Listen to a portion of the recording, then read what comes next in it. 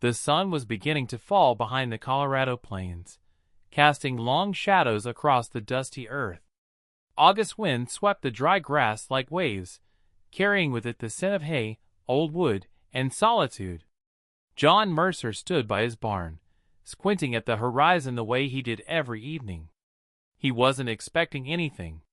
He never did. For 20 years, his life had followed the same quiet routine: mend the fences, feed the horses, talk to no one. That was the way he liked it. Until he saw her. At first, he thought it was a trick of light. But as he walked farther toward the north fence line, he saw a girl, maybe 16, tied to a wooden post with fraying rope. Her clothes were dusty and torn. Her face was sunburnt. And in her eyes, there was something that hit him like a fist to the chest, fear wrapped in resignation.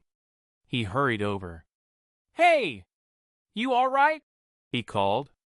She flinched. Her lip bled where she'd bitten it, and her arms were raw from where the ropes rubbed against her.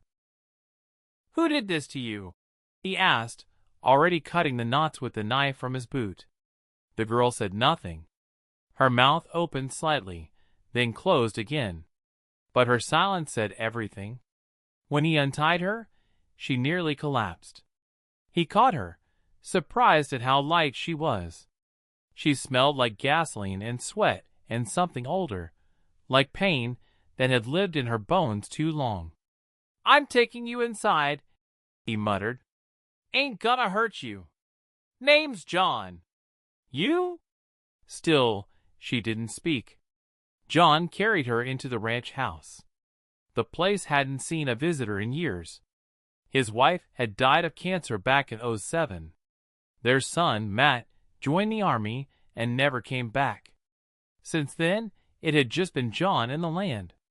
He didn't talk to people. He didn't want to.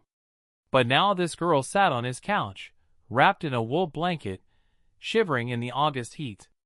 He brought her soup, canned chicken noodle, and watched her devour it like she hadn't eaten in days. Her hands trembled. She wouldn't meet his eyes. When she finished, she whispered just 2 words. "My name's Ellie." He nodded slowly. "All right, Ellie. You're safe now." Days passed. Ellie didn't say much. But she stayed. John let her. At first, she slept a lot, her body recovering from whatever ordeal she'd been through. Bruises bloomed across her back. She winced when she lifted her arms. John didn't ask questions. He figured if she wanted to talk, she would. But he noticed things. The way she flinched when the wind slammed the barn door. The way she refused to sit with her back to a window. The way she looked at food like it might disappear if she blinked. And every time a truck passed on the nearby dirt road, she froze. She was running from someone. That much was clear. John hadn't planned to become anyone's savior. He wasn't good at emotions. But something about the girl, maybe it was because she reminded him of his son's little sister, Maggie, who died young. Or maybe it was the loneliness in her eyes, the same loneliness he saw in his own mirror every morning. One day, while cleaning tack in the barn, he spoke without looking up. "You know, my boy Matt, he was about your age when he left. Got tired of this place. Said he needed to see the world." Ellie sat on a bale of hay, watching him. She didn't reply. "He never came back," John continued. "IED in Kandahar. We buried what was left." For a long moment, there was silence.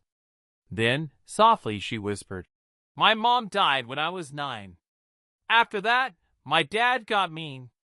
John didn't press. But she kept talking. "He blamed me for everything. Said I looked like her. One day, I tried to run away. He caught me. Tied me to the fence. Said if I was gonna act like a stray, he'd leave me for the coyotes." Her voice cracked. "I thought he was bluffing." John's chest tightened. He swallowed hard and put down the saddle. "You're not a stray," he said. "You're not trash. You hear me?" She looked up at him, eyes wide, unsure. Not anymore, he added. Over the weeks, Ellie began to change. She helped with chores, feeding the horses, fixing the chicken coop, even learning to drive the old truck down to the feed store. She laughed once when John slipped in a mud puddle. It startled both of them. "You got a laugh like summer rain," he said. "Soft but honest." She blushed. John started to look forward to mornings again. He brewed 2 cups of coffee instead of 1. He put an extra sandwich in the lunch pail. He even began leaving the front porch light on at night, just in case she wanted to sit outside and talk.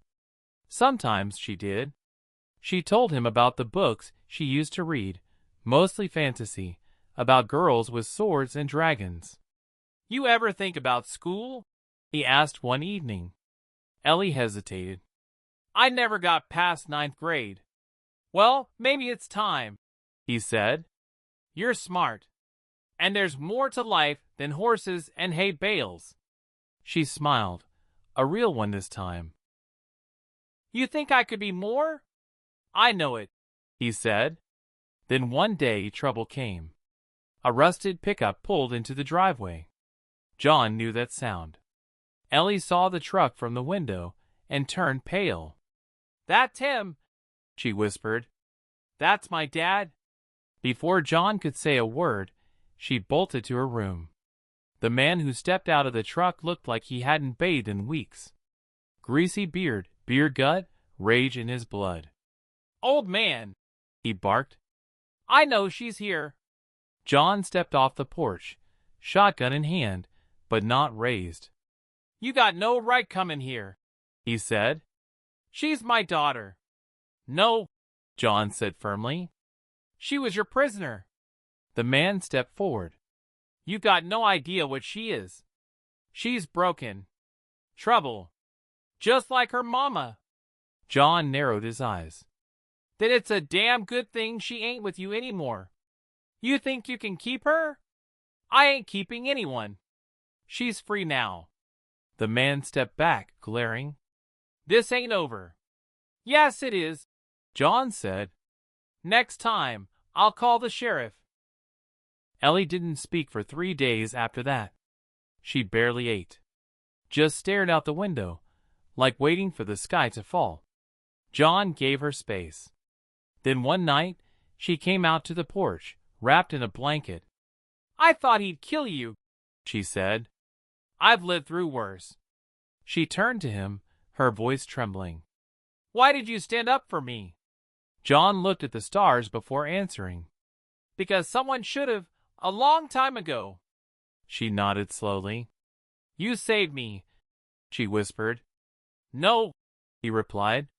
"You saved me. I was dying out here, Ellie. Just slower than most." Ellie got her GED the next spring. John cried when she passed. In the fall, she applied for college, animal science. "I want to help creatures like me," she said. John paid the application fee. She got in. When she left for school, the ranch felt empty again, but not hollow. He still brewed 2 cups of coffee every morning. One he drank. The other he left on the table, just in case she ever came home for a visit. She did. Every break. And one winter, she brought a picture she'd drawn in charcoal. It was of a fence post. But instead of a girl tied to it, there was a horse running free. Epilogue 5 years later, the ranch had a new sign at the front gate. Mercer and Ellie's Rescue Ranch. Where the broken learn to run again, they took in strays, 4-legged and 2-legged. Girls like Ellie. Boys with bruised pasts. Horses with wild eyes. John taught them how to mend fences. Ellie taught them how to heal. People came from all over the county. Some stayed. Some moved on. But all left with a piece of hope tucked in their hearts. And every night, when the sun dipped low behind the plains, Ellie and John would sit on the porch, side by side, coffee in hand, watching the wind carry away the ghosts. Because love doesn't always look like fairy tales. Sometimes, It looks like a dusty old ranch, a second chance, and a man who opened his door to a girl who needed someone to believe she mattered. And that was more than enough.